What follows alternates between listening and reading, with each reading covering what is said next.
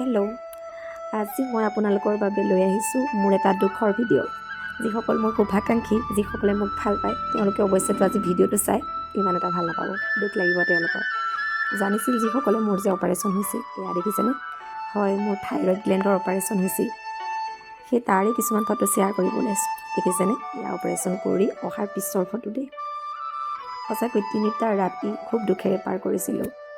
এই যে কয়, দুখ নহ'লে সুখৰ বোলে আমেজ পোৱা নাযায়, কিন্তু এনেকুৱা দুখৰো প্ৰয়োজন নাই য'ত খুব কষ্ট পাব লগা হয়। কষ্ট মোৰ অন্য একো পোৱা নাই, মই মানসিক কষ্ট পাইছিলোঁ, কিয়নো মোৰ সন্তান আছে। এজনী মাকে বুজি পায় সেইটো কথা, অন্য কোনেও বুজি নাপাব। 2 বছৰীয়া সন্তানটিক এৰি 3 ৰাতি তাইক চুবলৈ নোপোৱাকৈ, তাইক দেখি থাকোঁ কিন্তু তাইক চুব নোৱাৰোঁ। সেই কষ্ট, সেই দুখ কেৱল মাতৃগৰাকীয়েহে বুজি পাব, অন্য কোনেও বুজি নাপায়।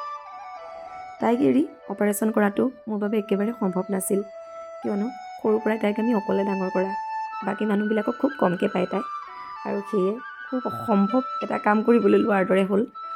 এয়া দেখিছেনে মই ICUত থকা ফটো। সঁচাকৈ মৃত্যুলৈ মোৰ ভয় নালাগে, ভয় এটাই লাগে সন্তানটিলৈ, ৰিধি মানুহলৈ। মোৰ অবিহনে তাই ভাবিবই নোৱাৰোঁ মই।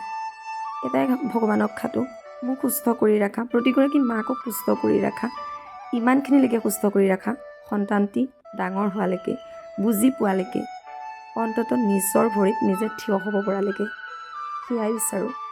সিহঁত কুশলে থকাটো, সিহঁত ভালে থকাটোৱে প্ৰতিগৰাকী মাতৃ, প্ৰতিগৰাকী পিতৃৰ সেয়াই কৰম, মানে সেইখিনি আশা কৰে, তাতকেনো কি আশা কৰে।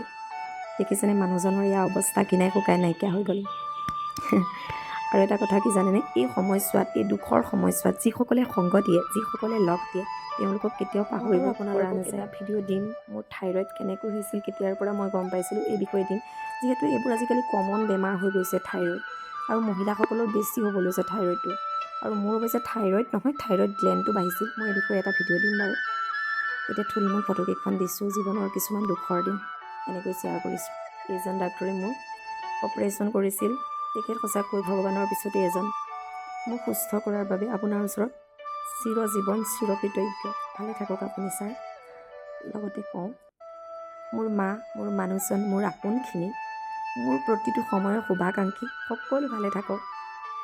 আৰু শেষত কওঁ, শুভাকাংক্ষীসকলৰ বাবে বৰ্তমান মই সুস্থ দেই, আশীৰ্বাদ কৰিব ভালে থাকিবলৈ।